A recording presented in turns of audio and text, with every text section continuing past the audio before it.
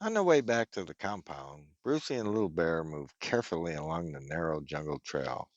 The last light of day melted into dusk, and the air grew heavy, like something was watching them. Then a giant spider landed into the middle of the trail. Brucey froze. Little Bear growled low. The three locked eyes in a standoff. Brucey adjusted his black bag of tricks and kept walking.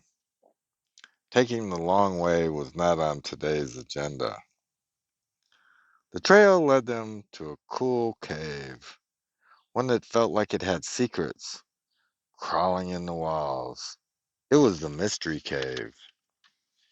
They followed the spider inside.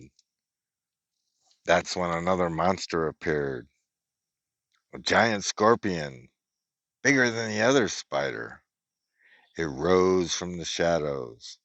Before Brucey could react, he realized he was trapped, caught between two nightmares, no way out. With his back against the wall, he reached for the answer, his black bag. Brucey yanked it open and grabbed out two switchblade swords, and in a blur of motion, launched himself into the air. He came down like a thunderstorm, slashing and stabbing, blades plunging into both of the beasts. Their screeches echoed throughout the cave. Brucey landed in a roll, scooped up Little Bear and sprinted out, leaving behind a pile of twitching legs and dripping venom. Alive and breathing, Brucey knew one thing for sure.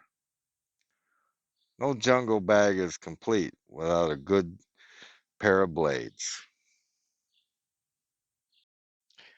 The next day, Brucey decided to take a walk by himself. Just a quiet moment to practice his kung fu without distractions. He wasn't looking for trouble, just clarity and a way to sort out the storm inside his head. But then the air shimmered. A soft jingling like tiny bells drifted through the trees. Before he could react, two fairies burst out off the canopy, darting above him in a blur of wings and sparkles. It was Pixie and Trixie.